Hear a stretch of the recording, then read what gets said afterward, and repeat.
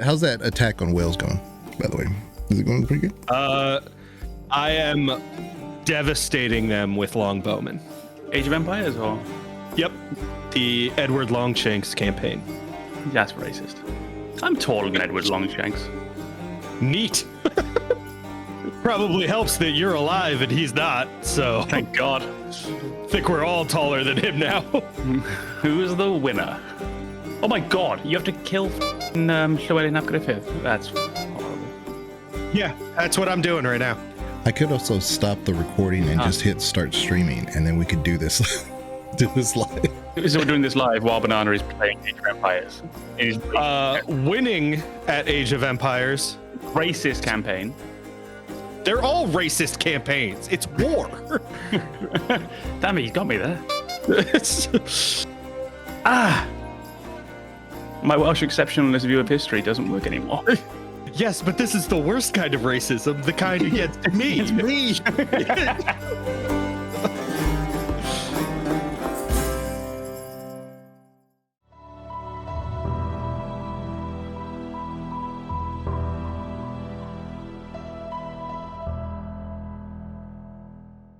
Before we begin, the Gamer's Advocate would like to remind you that any episode could contain game spoilers, so watch or listen with discretion. And now your hosts, AM Comnenos, Banana, and Legion.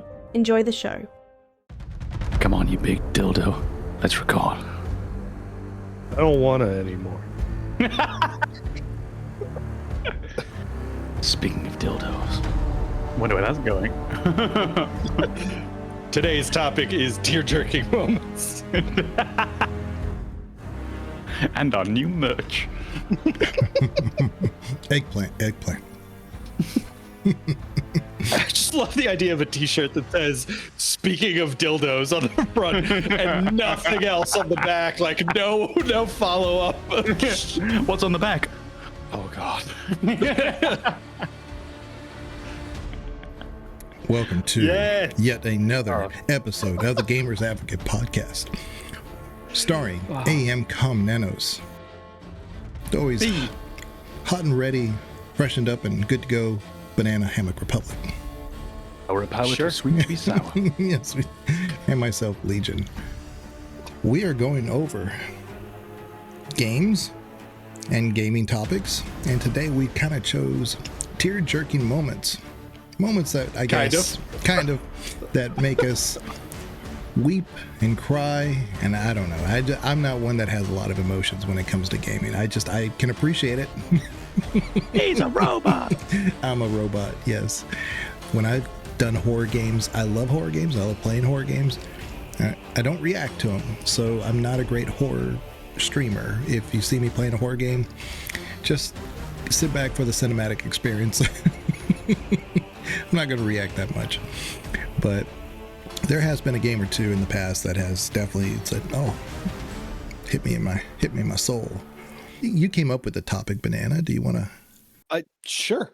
So I think there have been a few in pretty recent memory that I've been playing and found myself in that, like, really emotional, like a strong emotional response to the events, when typically it's like when you get to the closure of a story. And one of them was during Baldur's Gate 3, reaching that point with Karlak in my party, right after you, spoilers. This is actually a pretty big spoiler as well. Right after you take out Gortash. Karlak launches into a pretty upsetting speech. She comes to this realization that, you know, her purpose for a long time was vengeance and just getting back at the people who used her and took her life away from her. And now she's taken Gortash out, and there's nothing left for her. She no longer has a purpose, and she still has all of the consequences of those people using her. They took her life away, and she can never get it back. And I think the voice acting, the directing, the speech that she actually gives, the writing for it, were all done so incredibly well that you just have no other alternative than to kind of understand how she's feeling. And that was a really intense experience for me, is her launching through that realization and just kind of resigning herself to the life she has to lead now. Thanks. I was beatboxing to not hear anything. It was Final Fantasy VII. I didn't get to hear any of the beatboxing though. One day, DLC. The Gamers Advocate CD release party. Well, Oh, yo! Yes. Tracks to bang to. Let's do it. Featuring Sade. Do you reckon we could get Sade on the podcast? I don't see why not. No, Is Sade alive? it took us like a year to get Maffy. And Matthew likes us. Yeah. She's heard of well, us. hold on. Yeah, let's not go that far. Matthew's heard of us. Yeah, That's there what I you go, meant. Yeah. Sade lived in the UK. I reckon I could make this work. I don't live there. I'm not in the same She's part of it. Slightly closer to you than us. Yeah. Age-wise, closer to Legion. Geographically closer to me. I think we can make this work. We'll double team. Jesus Christ. We'll work together. Oh my god. Oh, caught it on the way. We'll work together on this one. Ay, ay, ay, ay, ay. Another So one for the where were blooper we? reel when we hit episode 100. Legion, do you have anything to add to Banana's incredible take on whatever that was? So I won't reveal any spoilers or anything, so you can leave your headset on. Yeah, that's a very pivotal moment that you get after a culmination of many, many hours of playing the game. And so you get to have a natural affinity for your character and how they grew and they developed. And so you're rewarded with a scene that should impact you. And so I think Larian did a really good job of being able to You're not a robot. yeah, if you're not like me, it didn't touch me at all, but whatever. But I do understand, like, not just her character, but a lot of the other characters, especially if that one was especially tragic even if you do everything right, or in the perception of going the right way, a paragon route or a lawful route or whatever, you still don't get all the fruits of those decisions. But that's life sometimes. So I really did appreciate that they didn't steer away from that direction. They navigated into that situation because it was almost unavoidable. You have some scene. Oh, I almost brought up a different game for a different spoiler that Com hasn't played. So I'm gonna redirect my thoughts now. So Just gonna change the topic of this episode to things we can't discuss with Com. I almost brought up Dispatch. You could. but no, it's just yeah. I mean, so I can definitely appreciate what they did with that, and it definitely is one that I would have been remiss if you had not brought that up. It's funny, if as your first one, I would have done it out of spite just to mess with you. So anyway, That one was it was recent and it was a pretty big deal. So that was probably my first. I don't know if it's like the most impactful one that I'll be able to discuss today, but it was definitely one that was in my head pretty recently. Yeah, we've talked about it, so I knew about it. Com, what about yourself? Yeah, the saddest moment I think that I can remember in recent gaming was when I was playing What Remains of Edith Finch, and you have the story of Lewis, the brother who works in the cannery. And you have this wonderful, bizarre scene where you get to live these mental fantasies that he's running through. And you know that something bad is going to happen, and it's foreshadowed I don't know how many times in the 5 minutes or so that you're playing this scene that something really, really bad's going to happen. But there's a part of you that just gets really into the thing that you're doing, that you're going with him on these adventures he's running in his mind. And you're going on these adventures, you're sailing these rivers, you're conquering these cities, you're becoming this king. And then you have that final moment of realizing, actually, oh no, I know how this ends. And then you have the moment where he's about to, I think he's going to be crowned or something, or whatever it's going to be. And there's the moment as he puts his head down and the letter from the psychiatrist starts to get towards the very end, those final moments of it. And there's just that realization of, oh, this was a He was really, really suffering. And this was how he met his end at a really young age in a really sad circumstance after suffering just delusion prior to it. And there was a moment when I was going like, this is so much fun. This is so much fun. This is so, and just the crash, like the drop off that cliff afterwards. Wow. And obviously aided by how much they built your mood up during the whole thing with the triumphant music and the fun and the yay. Yeah, Lewis Finch from The Death of Edith Finch, just incredible. I feel like that there's a lot in that game that feels like it hits pretty hard, but that one in particular was rough. Oh, so it's weird how I can, like, there's so many. I mean, the baby as well, which is really tragic. But for some reason, the Lewis one just sticks with me. Like all the others, I have to take a moment and think, wait, what happened again? And then when I do, there's, oh gosh, yeah, that was awful. Or the fellow with the train, that kind of thing. And it's really interesting and exciting. And the kite as well. And you think back, and that was awfully sad. But Lewis, something special about it. That's a perfect story told in 4 or 5 minutes. Yeah. That particular game, of course, as Banana said, there's a lot of setup in all the storytelling that you have. Just the simple memory unlocking, it does something there that you want to like dive into it, and you pay more attention to like little details because you're thinking, oh, okay, well, these aren't my memories, this is their memories. So you kind of want to like catch every clue that you can. So you tend to pay a little bit more attention than you would as if the story was being told to you from the normal timeline. What about you, Legion? What made your cold robot heart malfunction? Was playing Black Myth Wukong, and when you're playing it and you understand the story a little bit of how things are unlocking and this story and how it's unweaving, and your character is, well, are they being played by the gods? Are you trying to manipulate your way out of their powers? There's a lot of things that are going on, so it's a lot of context with that. But the point here is that, and I've said it before, but the people who are in power should not be in power. They're either abusive of it or they are just not using it to any purpose whatsoever. And so you have somebody like your main character who's going through this and has said, this is not right. I want to live the way I want to live. And I think others should have that option too. But they've tried to exercise that before and have failed. And so you have other people that that blood brothers who have come together, who've sworn allegiance to him because they believe in that. They want to move forward with that. You've fought side by side with these individuals. And you're fighting gods. They're not like, just another army or another faction. You're fighting for peace of mind for you and for everybody else who it could be affected by this. So you have this purpose and this desire and this want to.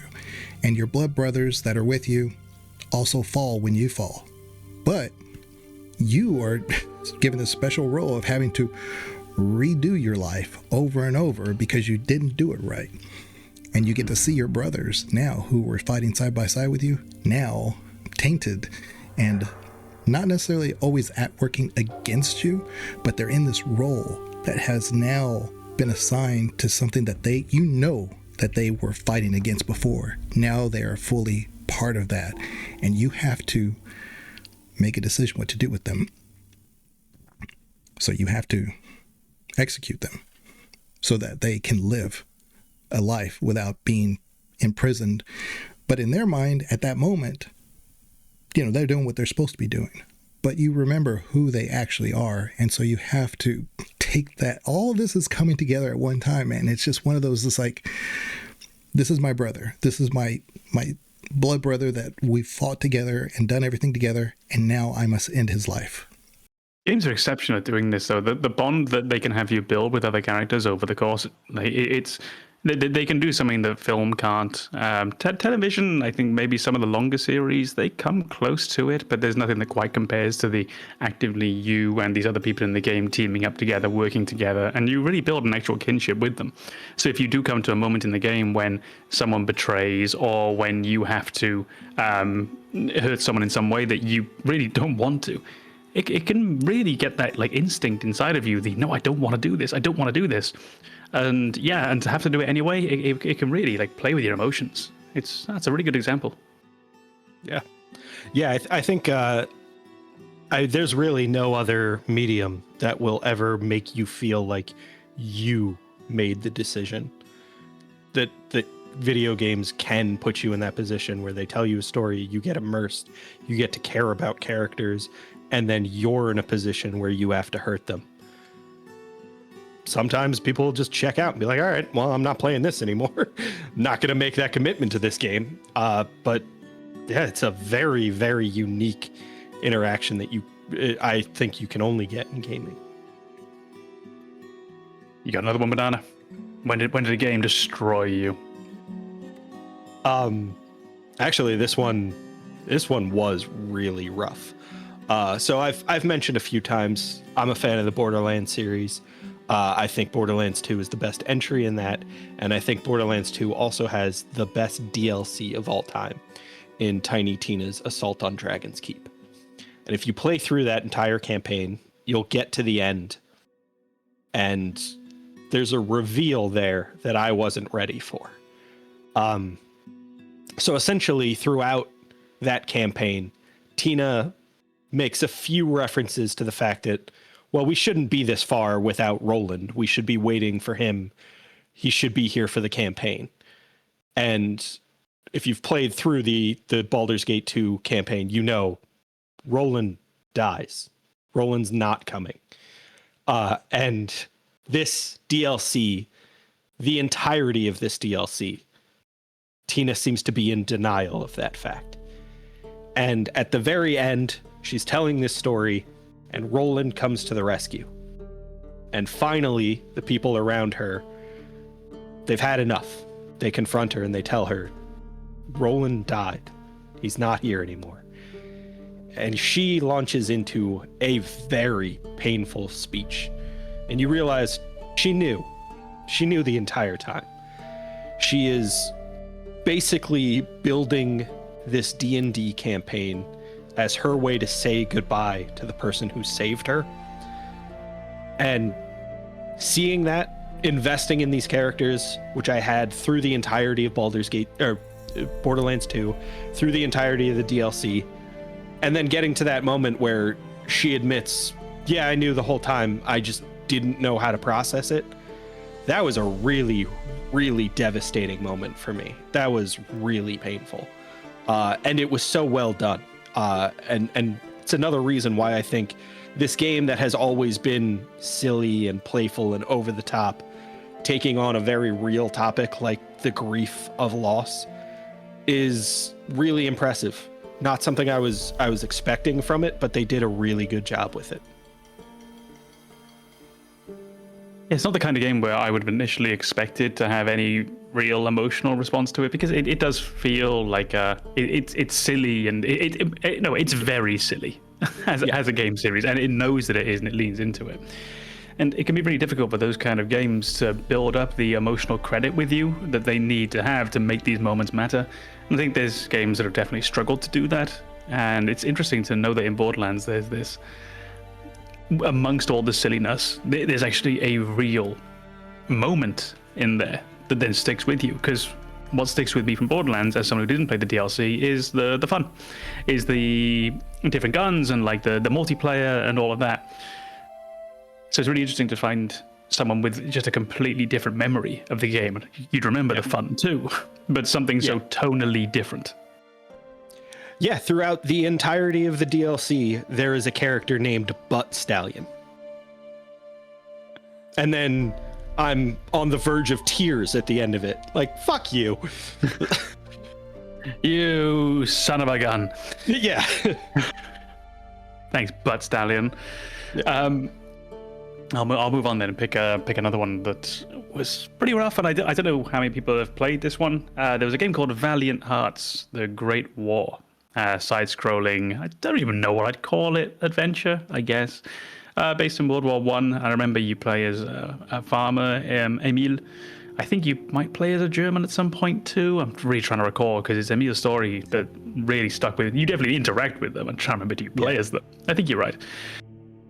And seeing Emil he's sort of a bit older, probably tired. I think he comes from a farming background, and he seems to have these roles constantly that are non-military. So he's not dressed a soldier, he's not ready to fight or anything like that, but he's been enlisted into the war anyway. It's World War One, in case I didn't say.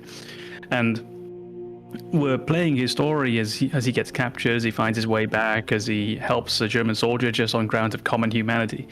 And we get towards the end of the game, and spoilers for anyone who hasn't played Valiant Hearts: The Great War, although I guess if you haven't by now, you probably don't want to. The character sees what's happening in the... Look, a banana, it's emotional, I know.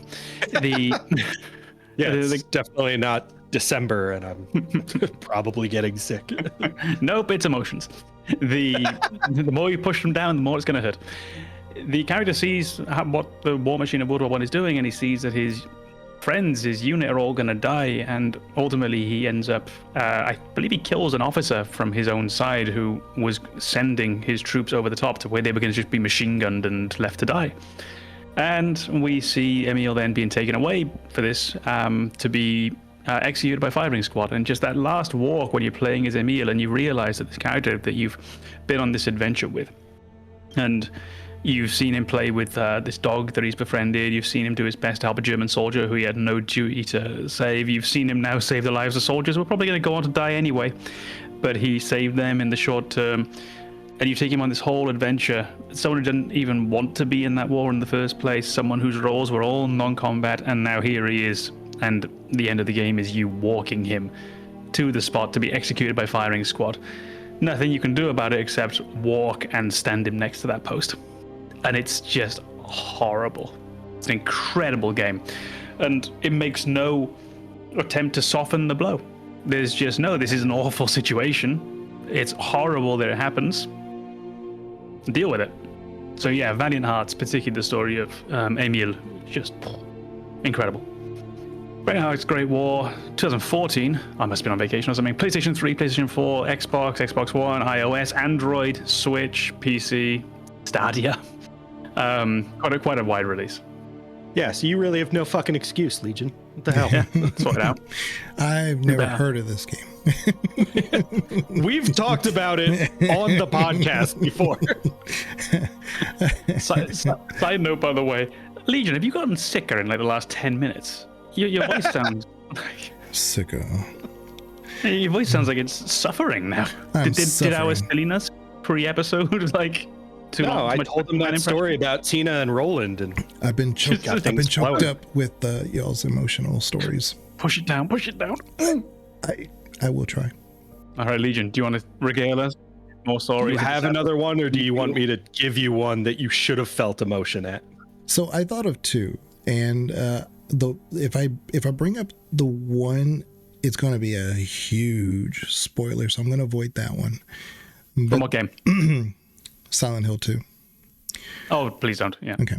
And it will be in the movie. I'm pretty sure the movie that's coming out in January, I think. That'll once it comes out, just watch it there and then we can discuss. I'll play the game first. But this one will sound obvious when I say the name of the game. But Hellblade and Senua's Sacrifice, the first one. Senua does suffer from some mental illness, and it's one of those situations where her father's not understanding of the situation, and she grows up in a household being very, very, very sheltered. So we see this warrior type who is fighting for her survival and stuff, and she seems capable. And where's all this coming from? We learn that there is a boy in the village who sees her, and he is kind of like doing like this solo fighting, shadow fighting basically, and she sees that and she's a little fascinated with that. And instead of him like mocking her or shooing her way or whatever, he says, hey, you have a kind of a gift here, let's see what you can do with it. Kind of nurtures that, and so she becomes more and more accepting of it because she's always been fairly ridiculed by the other townspeople. but she begins to accept him, and they become very close. And it is through his guidance, and not really, I wouldn't even call it guidance, but his support, that she's able to kind of grow into a more capable individual who's able to even stand up to her father and stuff. The town is raided. And she envisions this raiding group in her mind as these almost monstrous type figures, which they are, but the way she perceives things and the way they actually are fundamentally different. But in context, when she's trying to find him, she's like, I gotta find him. You know, he's my partner. He's my everything. He's taught me what I know to be able to support me. Now it's my turn to save him. And then she finds him crucified on a tree. I mean, it's an impactful moment. So what do you do from there? And she has to continue to move on. But yes, she sees that and she's walking towards it. She doesn't believe it and believes it at the same time. And it's harder and harder and harder as you get there. It's done really well. I never finished Hellblade. It's one of those games that, like... Well, hopefully you've got to that part then. No, I didn't. Okay. But don't worry, it's not a game I was planning on going back to anytime soon. But I remember that it felt like they were dealing very well with issues that games weren't used to representing very well. We've had, like, people with mental illnesses, problems, whatever. We've had them in games, but they tend to be very cartoonish, often villains as well. And now we have this character who was portrayed to be very sympathetic and deeply struggling. And to go on their journey was like a difficult thing to actually do. Like it felt like you were stepping into a very, very heavy pair of boots when you were starting on it. Yeah, are you hearing voices, or are you part of this mystical? Because she is part of a clan, a cult, a culture, I should say, that believes in mysticism and stuff. So, yeah. Is she hearing voices, or is it the actual mysticism that's empowered through her? We don't know, because it is an RPG. Yeah, that was. That is fundamentally like a very terrifying reality to consider, and especially in that story where you're playing through and there is this struggle. You are constantly thinking you're working towards a goal. You're constantly pushing yourself to confront horrors, and then to have that doubt at the end of, well, did any of it matter? Was I just making that all up? That's one of those fears that, like, has always kind of been in the back of my mind, is how do I trust what I'm perceiving? And that game made it worse. That was a rough one. One little tip, though, if anybody goes to play Hellblade now, think of it in terms of, like, you know how, like, we've talked about, like, become the Witcher. It becomes a little bit easier to understand and to play like Geralt. What would Geralt do? Things like that. With Senua, I notice a lot of people with the combat stuff struggle a little bit because of the dodging. Dodge less, parry more. It's kind of designed to be more of a parry first, dodge if you have to. And then you'll realize, oh, I'm getting through this a little bit faster now. So there are a lot of them in big series. We could probably do an entire list on just Final Fantasy. But I think one of the ones that needs to be discussed is Morden's death in Mass Effect 3. Not just his death, but everything surrounding it, the big decision that he's making, and then hearing the recording after he's gone. That in particular is really, really tough. It's remembering not just Morden and what he was before his sacrifice, but I feel like that recording makes it hurt a little bit more, because that forces you to accept that he's gone before the game even ends. You're saying goodbye to all of these characters when the game ends, but you have to say goodbye to Morden specifically before that. And I think that's one of those moments. There will be some people who hear this and know exactly what I'm talking about. Hearing the phrase, "It had to be me, somebody else would have gotten it wrong," is the same thing to me as hearing "It's a terrible day for rain." It is so encapsulating of that sorrow of losing Morden. It is going back to that exact moment where you had to say goodbye to a friend. So that one's always going to stick with me, and that phrase is just an instant reminder of a devastating moment. It's amazing. Well, not amazing. It's actually incredibly unsurprising when we think about it. But these all revolve around death, don't they? It's just. I wonder, like, are there moments that don't revolve around that really stick with you and hit hard? I was trying to like brainstorm over them, and I can't really think of any that hit me anything like Morden's death did. There's something about just the finality of it that's so rough. I think the thing with Morden's that got me was the choice hurts. I always feel the ending where I presume we can spoil this at this point, right? The We version already have on the exactly. podcast, so. Yeah, the version where Shepard guns him down, I don't think it's actually that emotional. There's something about it which is very just okay. Well, I guess that was going to happen, but the version where he gets to go and do his thing and chooses to go and do that in recognition of this mistake that he's made before, what he's come to see as a mistake, is incredibly emotional. And I almost feel bad for anyone who ended up like down that renegade path and ended up with maybe Shepard shooting him. It doesn't hit the same. It doesn't hit the same, for me at least. I think if I remember, you choose that renegade option, you shoot him, and he still tries to complete what he's doing, which is that's a little rough. The idea that not only does he still think it was the right decision, but rather than try and deal with you at all, he is so focused on undoing that mistake. Yeah. It doesn't hit anywhere near as hard as letting him sacrifice himself, but it's still not great.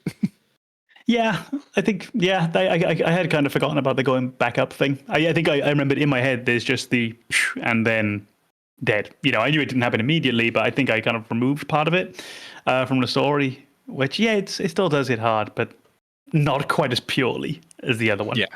Oh, yeah. God. And then I reminded Banana about the recording. He sings Ave Maria. Is it Ave Maria or no? Is it? No, it's Danny Boy, I think. Oh, yeah, that's it. Yeah, that's it. Yeah. Yeah, that one's pretty rough. Shepard, hope you're well. New mission on Tuchanka could end things. Made preparations. Asked friends in STG to leave this with you next time you were off duty. Some of my older work. Performances, stories, merely entertainment. But entertainment useful at times. Good luck. In prophase you see chromatins condensed to chromosomes. In metaphase their centromeres align to make new homes. In anaphase they separate, then telophase arrives, and when cytokinesis comes, two cells lead separate lives. Hello, Perry the Pyjack. Happy to be here. Science fun today, very respected. Education of youth vital for future. Now, children, science key to advancement, but can seem esoteric, indirect. Practical demonstration helps. Release the Varen. Native to Tuchanka. Dangerous predator, but can be incapacitated with common household chemicals. Observe. Wait, please move Perry the Pyjack away from Varen. Puppets similar to prey could trigger attack instinct. Ah. Problematic. Suggest going limp. Struggling counterproductive. Sedative should stop it. Or not. Ah. Not attacking. Mating instinct, of course. See, children? Key to science is testing hypotheses, making observations. Next hypothesis? Attempt neural shock. Ah, neural shock clearly effective. Perry the Pyjack also clearly made of flammable material. Any questions? glycine, valine, leucine, isoleucine, alanine. They all are aliphatic, so you will not see a ring. The lone human amino acid with one is proline. From protein we are formed. With 2 hydroxyl groups, you'll find serine and threonine. For sulfur, look to cysteine or to methionine. For bases, you have arginine, lysine, and histidine. From protein, we are formed. Now the aromatics! Tryptophan and tyrosine and phenylalanine. Aspartic and glutamic are both acids, as we've seen. For amide C, asparagine, and also glutamine. From protein, we are formed. Omega. Sky was color of VidCam tuned to a dead Vorcha. Business so bad that if Volus would have sold my suit. Then troubled Doppler shifted Deepasari blue as it came through my door. Likely Elcor father. High gravity adapted in all right places. Asari said Krogan thug after her business. If could get rid of him, said she'd be grateful for all eternity. Found Krogan in slums. First shot hit primary heart. But Krogan have redundant nervous system. Felt redundant, nervous myself. Krogan got me in stranglehold. Used incineration attack. Got lucky. Said this was an easy job, he gasped. Guess we've both been burned. Asari very grateful. Could read her like open book. And as it happened, did enjoy reading. In bed. Woke up looking at barrel of pearl-handled Carnifex. My M98 another room. Another Black Widow standing over me. Only loose end left, she said. Her mistake. Didn't know I'd been in STG. Learned tricks dirty enough to clog a Quarian soup filter. Your barrier's very similar to your morals, I said, and threw my biotic grenade. Warped. When woke up from explosion, Asari had fled back to Afterlife. Felt lucky not to be in Afterlife myself. Hadn't been paid, but considered self-fortunate. Had broken Omega's one rule, in more ways than one.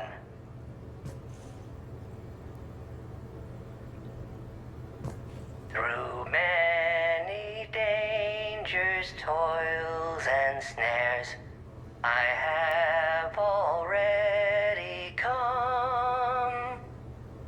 'Tis grace that brought me safe thus far, and grace will lead me home. Maybe next time. Until then, we'll stick to patter songs. In prophase, you see chromatins condensed to chromosomes. In metaphase, their centromeres align to make new homes. In anaphase, they separate, then telophase arrives. And when cytokinesis comes, 2 cells lead separate lives.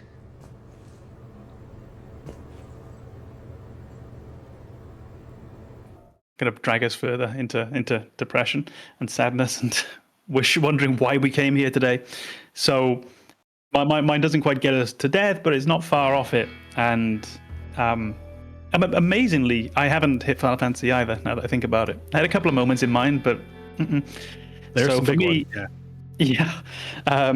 For me, my last one is Red Dead Redemption 2, and it's not the death, it's the conversation that you can have with, I can't remember what her role is, the sister. I think she's based in Saint Denis, and she's the sister of the, where would she, is it an abbey? I don't know what the word is. Either way, Arthur meets That's up. a word. Yeah, I'll do. Arthur meets up with his sister after he's diagnosed as having tuberculosis. Meets up with this sister by pure happenstance as she's leaving to exit the territory on the train. Sits with her for a few minutes at the railway station, and he admits that he's really scared. That he doesn't know what's going to happen, that he's scared, that he knows he's been a bad guy. And there's this pushback from her that, you know, you're trying now, and that you're not a bad guy deep down and stuff. And you can see that there's a part of him that definitely doesn't believe this. There's a part of him that is really not convinced. And yet, nonetheless, I think this moment gives him a bit of the impetus. If you do this moment, I think the end part of the story for him hits harder if you actually get this side quest, because it gives a little bit of context to what's pushing him on to do something right with, like, the last, in your case, playing as him in the last hours, or in his case, in the last days and weeks that he has. So yeah, the moment with Arthur shared with the sister at the train station and his "I'm down, sister." Oh my gosh. Just thinking about it is just incredible. Yeah. There's a moment also in Red Dead where it won't involve death, really. I mean, it has to do with like some of the characters already being dead, and I think it's Red Dead and not the second one, where his son takes up the mantle, and that's the tragedy. Yeah. And it's like, you didn't learn, this whole game we played and nobody learned anything. Yep. And you were not prepared to go into the next century. He's going to be dead within the year, and you know this.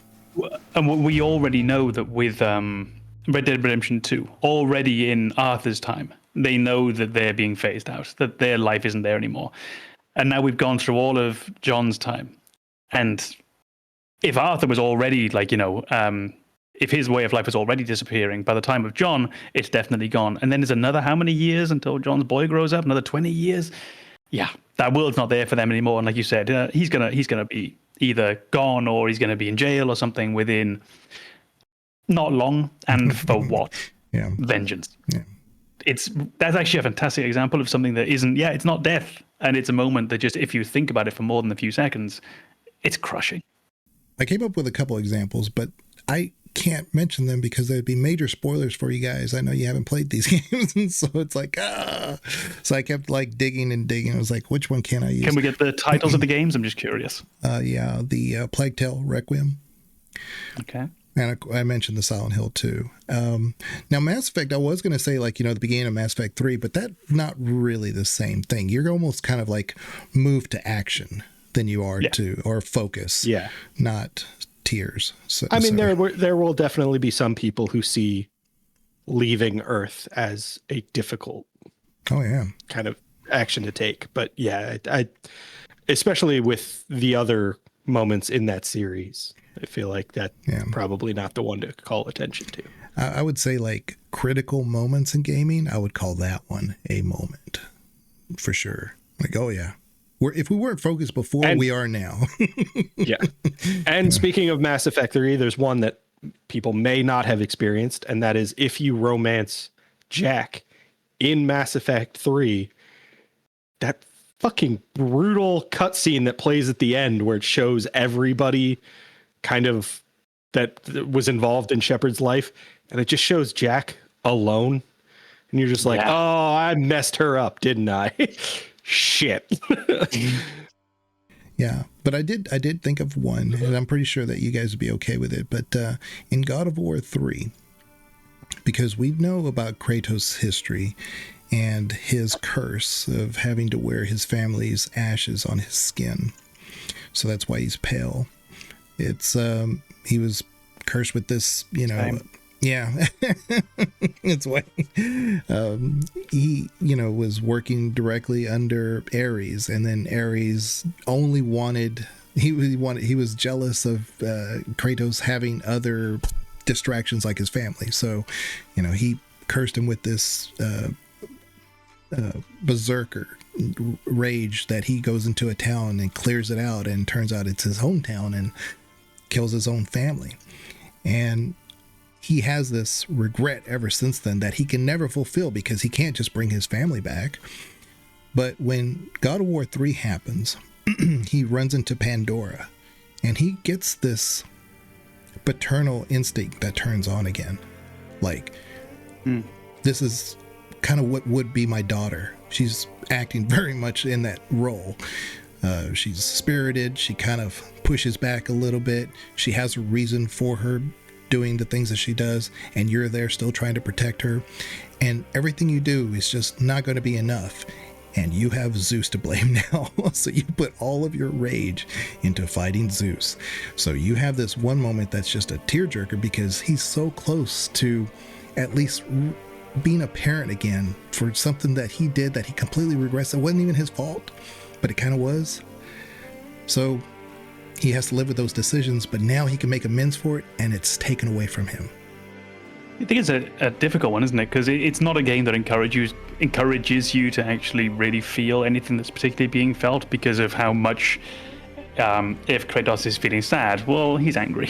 So it's not a game that the protagonist isn't communicating to you exactly how you should probably be feeling about this. So when you play, it feels a bit like you're playing an arcade game, and you just, okay, he's angry. I guess I'm angry too. Let's destroy everything. But then you look into a bit of actually what is happening, and if you try and take yourself out of just that gameplay moment for a second and think about what actually this individual has been through, what has led them to where they are, what are they trying to achieve? Yeah, there's more to it, and which is what I think is so refreshing about the reboot of God of War, where you actually have this ability to see the character from a slightly wider range. Emotions might be a stretch, but you do get this extra depth that I hope in some way goes to humanizing Kratos in a way that you can maybe go back and actually see a bit more of what he was doing, why he was doing, some of the tragedy of what he couldn't do, and also some of the futility of what he does manage to do in the end as well. That's why I'd really love to see a remaster, like you said, legendary of the original ones, because if you can go back and play those and then go back to the reboot again, some of those scenes, especially in the God of War, with his boy, and his boy is not understanding why he's not reacting. You don't feel anything. She just died. How come?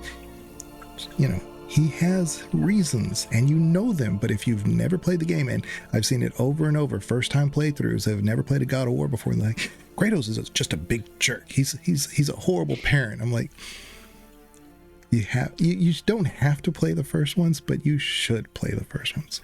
Yeah, I think that's the other part of that tragedy, is that, like, not only does Kratos have to live with his, not so much his choices, but like the knowledge of what he's done through Ares' influence, but he has to kind of bear that in mind in all of his future interactions, knowing that, like, he kind of lost control and now he cannot be out of control.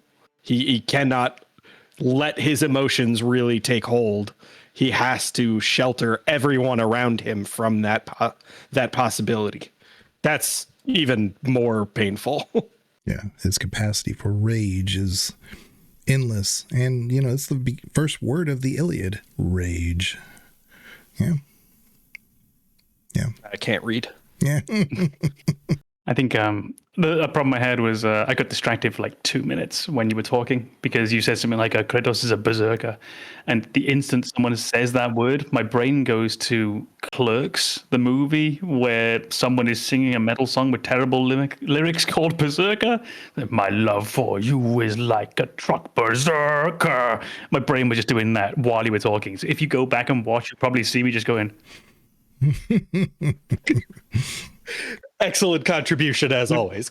Would you like some making fuck berserker? I'm sorry if I didn't contribute in that time. You said the key word. I'm like the Winter Soldier, there's like this word, you say it, bam. And my final example in Stardew PvP. Oh, shut your silly mouth. Well, but if there was any games that you had a moment that you thought we didn't bring up that we should have, put it in the comments. We have a Discord. You can message me directly. Talking to me. I'm talking to you too. So if there's any, leave a comment. You can leave a comment, and then also in our Discord, you can message me directly about any of the games that I kind of brought up, and you want to have a more discussion. I'm more than happy to talk about those games. And if you're really struggling with the painful memories that we brought up, try playing Spiritfarer. It's a game all about grief. You could also try playing Sea of Stars. It's not about grief, but it is shit. So it will distract you. Just to be clear, Spiritfarer is really, really good. I will check you guys later. Appreciate y'all being here today, making me tear up and get sad and cry. Yeah, this was emotional. Robots. Renata's gonna cry again. I might. I'll go play Borderlands 2. Without you guys. All of my sad moments are like 50 hours into games. If I went and booted up Red Dead 2 now, I want to cry. I'm going to have to do the whole fucking prologue. I got to do chapter 1 and 2. I've got to do all the side quests for the bloody sister. I'm not going to YouTube and watching it, Legion. Stop it. Yeah, these were all pretty far into the game. Yeah, we need time to build the connection. For right? Hellblade, it's probably about a little over half. Yeah, that one's not. Too Well, far. that's a vague measurement. how, But it's not how at big the is a end. Hellblade? It's not that long. That game's what, like, I'd say maybe like 8 hours of gameplay. Right, thank you, Banana, for actually giving a number. 10, 12? Thank you. So yeah, 4 hours in, and you'll experience 4 hours in, and I'm distraught. Yeah. Spiritfarer is all up to you. That timeline can be very short, and you could be crying within 15 minutes. I'm ready. Love a cry. Love a cry. Love a cry. Okay, me too. Yeah. All right, we'll check you guys later. Y'all take care. Bye. Okay to cry.